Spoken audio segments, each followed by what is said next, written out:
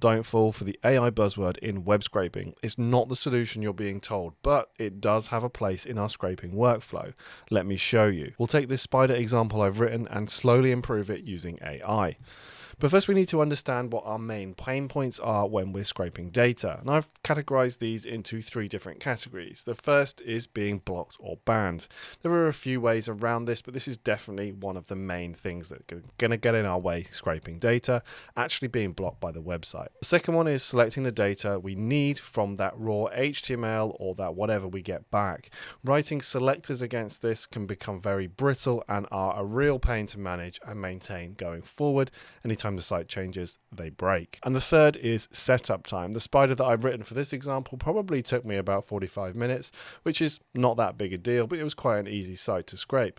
But even if they were easy all the time, imagine having to do 100. That's an awful lot of time. And then plus the time you need to maintain them, you're looking at a full-time developer job just to keep those ones going, let alone adding any new ones.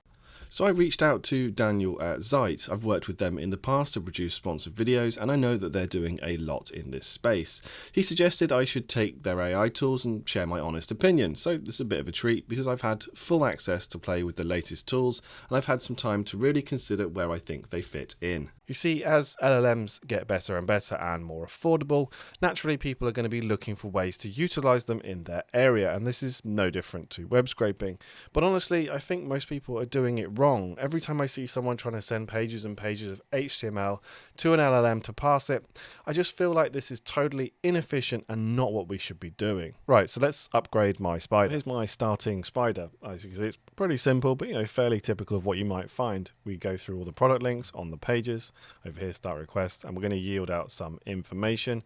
And this is how I got it, CSS selectors, finding the information on the page, pretty typical of what you might see. So if we run this, scrapey crawl products, we're going to zip through all of these, and you can see we're going to get some products back here, and I think we have 48, which I think is about right, given the fact that I'm only asking for a few pages. But we want to really improve on this. We want to make sure that we want to avoid being blocked and banned, because at the moment we're just going through my standard IP, which will get blocked very quickly. And we want to avoid having to type out all of these selectors to yield the data. These are going to be super brittle, and I've only got 3 data points here. Imagine if we had 5, 10, 15, 20. We want to utilize Zyte's ML model to do that. So what you need to do is you need to pip install the Zyte Scrapey API package, and then we can come over to our settings, and we want to put these at the bottom somewhere. You need your Zyte API key, and you need to enable the add-ons like so, like this. That's going to do everything for you to get that working. Now, every request I make now, I'm actually just going to change this, get rid of my user agent. Every request that I make now is going to go through the Zyte API. So we're going to have all of that bound protection. It's going to rotate all the IPs for us, so we don't have to worry about proxies or anything like that. It's all handled now. So let's modify this to use the ML model. So I'm going to get rid of the .getAll because we're going to have a slightly different approach to this. I don't think we're going to need, do we need this or not? I can't remember. We'll find out. So let's put that in there. We want to get rid of this because we want to do follow all. So I'm going to do for request in response.follow all, which is like a shortcut for handling creating requests within Scrapey. You could do it the other way if you wanted to, but we might as well use these shortcuts whilst they're there. And we want to still have our callback to our self.pass item, not parser, pass item, like so. Then from this, so we want to add in a meta key, so I'm going to do request.meta, and that's going to be Zyte API auto map, like so. And then the value for this is going to be product, and that is true. So what we're saying is every request we make, you're going to go ahead and add the meta for this. It's going to tell the API, hey, we want to use the product ML model. So we don't want to have to worry about any of this stuff here. We just want you to give us back that extracted data that matches that schema. Then we yield out our request like so.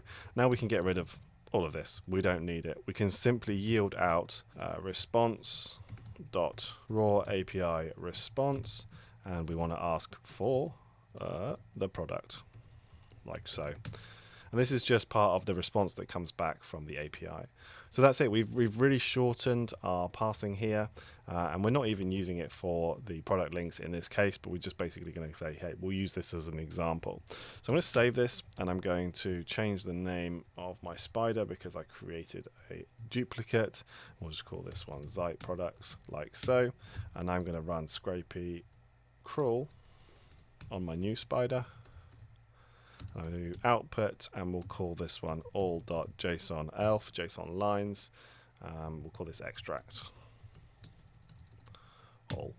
So now when I run this, we're going to basically go through the API, which is going to give us all of that ban protection, all of the rotating IPs that we need. It's going to do it asynchronously. You can see it all coming through here. It's going to handle any retries and everything like that. So we're pretty much, going to get the information. We're going to get that data back. And then we're also going to utilize the ML model through the AI to actually match the data on that page to the schema. Now this ML model is really specifically trained on like I should imagine hundreds of thousands of product pages at the moment, so it knows all the common points and it knows how to extract them. You can see it's doing it right here. So once this is finished, we'll have a quick look at the data, and then we'll move on to using the LLM to really fine tune it. Okay, so let's open up our extract all, and we can see that we've got all this information, all these data points, name, price, currency raw, all of this stuff, availability, including all of the images and all these additional properties, everything. So there's loads of information here, everything, like most of what you could pretty much ask for. As you can see, we achieved quite a lot here with just that supervised ML model, allowing us to pass over all of our HTML parsing to this part of the AI that's highly trained and highly specific with that designated schema.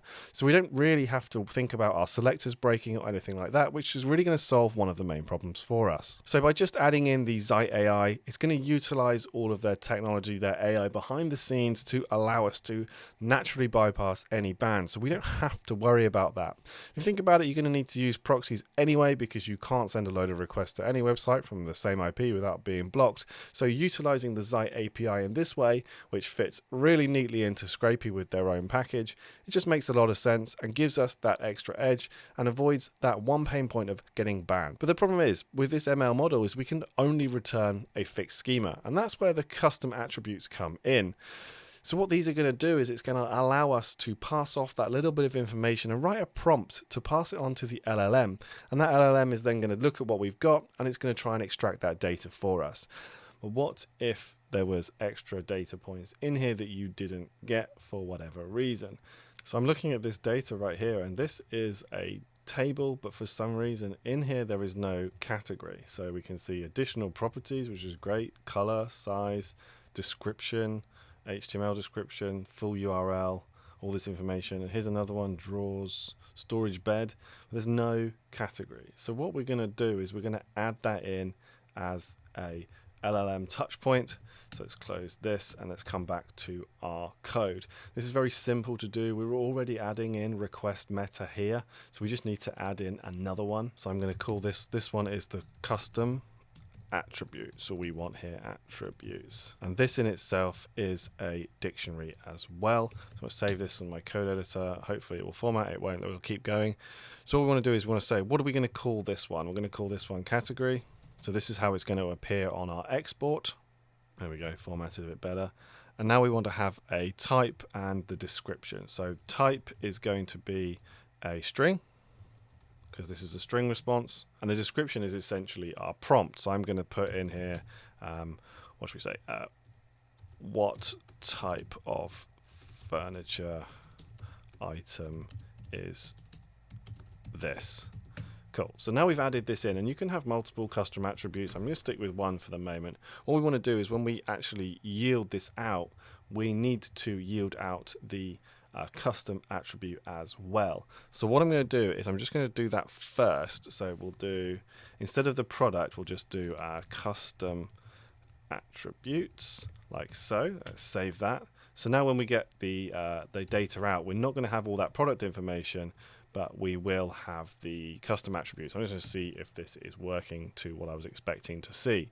Okay, we see you can start getting it back. So I'm actually going to stop this, and we can see here this one has categorized itself as chest of drawers, and we can talk about, and we can see the tokens available there. So now I know that that's working. What I want to do is I want to add this in. So instead of just the custom attributes or just the response, what I'm going to do is I'm going to create a new dictionary, and I'm just going to call this item, and this will be I'll make this a list, I think, and we'll have probably want to copy this code editor, format itself nicely. So the first thing we're going to have is our product data and then the custom attributes. So I'm going to save this, and we're going to come back over here, clear this up, and we're going to remove our data files that I had that we don't actually need now.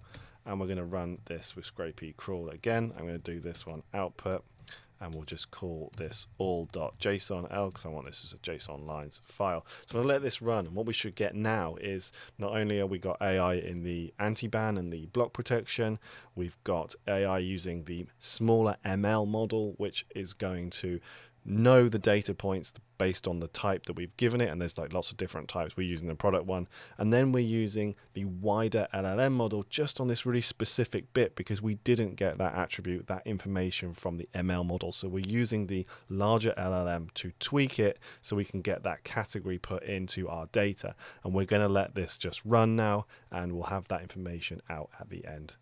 Great, so let's have a look at our data. So now we've got the individual item with all the information that we had before, and then underneath we have our value, our custom attribute that we created using the LLM, and it gives us the information about the tokens as well. So we can see this one's categorized as bedside table. I hope that's right.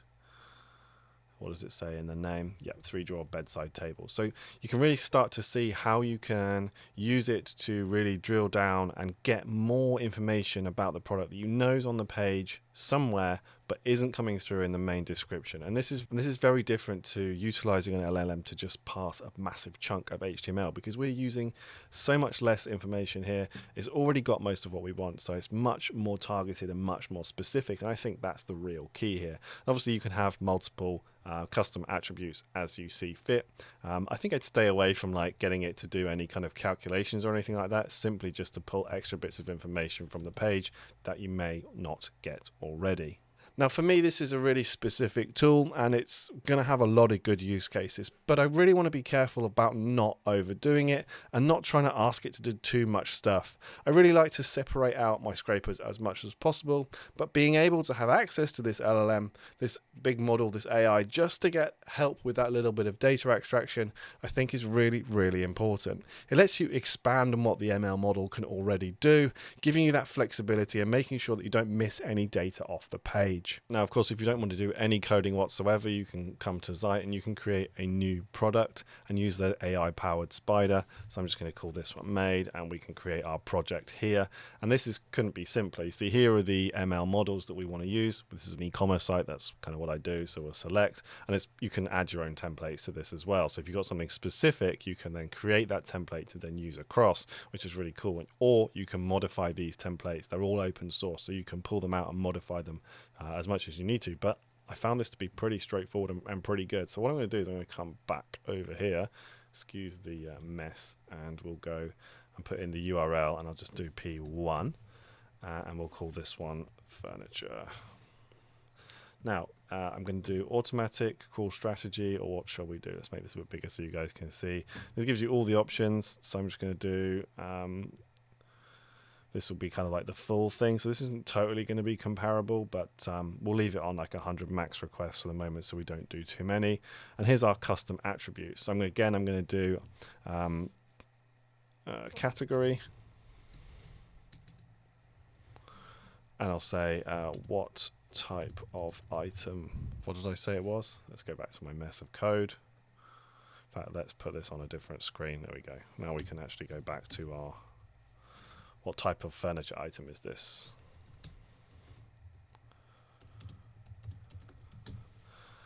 Okay, and that should be fine. We'll use generative, that's fine. and I'm going to do save and run. And what this is going to do, that's just basically going to go off and just do exactly what we did within Scrapey, except all through the UI here, utilizing Zyte API. It's going to use the same ML model that we're using. It's obviously just going to generate all the spiders for us. So we can really see here how you could save yourself so much time just by creating them here, or if you wanted to do them in Scrapey, which is what I tend to do, you can do it that way, because then you can manage all your spiders however you do already just by dropping these things in. So I'll let this run and we'll have a look at some of the data at the end. So it's still running, but I can see the information as it goes through, and we're going to just check the first product here. So our custom attributes come out on top because it's a wardrobe, and it's got all the same information as we pulled from the Scrapey, from our Scrapey spider there. So this is a very, very easy way to scrape data. This utilizes AI in all the right places, in my opinion. It's not reliant, it's not like super reliant on it. So, you're not going to be sending loads of HTML to the LLM unless you need to. You can create your own custom attributes. So it's a very efficient, quick way of doing things. I've had a bit more time now to test and have a play around with the product, and I think it's fantastic. It's very, very powerful. But I kind of come away thinking what's this really going to cost me?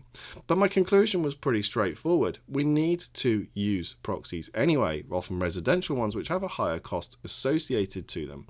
So why not just swap out and use the Zyte API, which is very, very similar in cost, and have it handle all of that for you?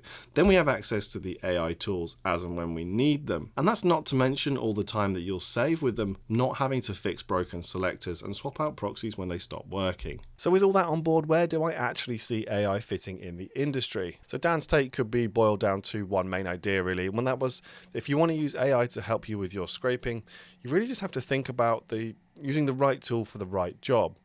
AI could be anything from unblocking sites to using it to help you parse the data. But you really just have to think about using the right tool for the right job. We really don't want to be sending a load of stuff to an LLM when we really don't need to. So this all totally makes sense to me, understanding the use case for it and where it fits in, and then starting to apply it to my own jobs and my own workflow. You kind of have to think about who's going to be using this, and it's for people that want to really scrape at scale. We have to understand that the needs of a company that's scraping hundreds or thousands of websites is much different to the one person scraping on their own. So if you just need a little bit of help with bans, for example, instead of proxies, use the Zyte API and you're going to be well on your way, and you can implement that in wherever your workflow dictates. But if you're doing loads and loads of data, you might want to go for the whole package. Like I showed you here, you can just run these AI spiders on your Zyte account and you'll be right away and you'll have no problems. That's the real power and benefits of the whole thing. I think that it all links together. You can go incrementally in stages, and you can then work with what you need to and have that fit your specific use case. So should you use AI in web scraping? Yes, I think you should, but, and this is a massive caveat, it really depends on what you're trying to achieve and what you actually want out of it and how you use it. For a lot of people, the use case is where, there's some places you should use it 100%, maybe the bands, maybe through Zyte API, or maybe the ML model is going to make your life a lot easier. But, it's a very specialized tool, very specific, and I think that given the pain points that we talk about in web scraping, with the hardest one actually being getting the data, maybe you should really focus on that first and then think about passing it afterwards once you've solved that issue. It's a very powerful, very specific tool that I think requires quite a specific use case. So let me know what you think down below.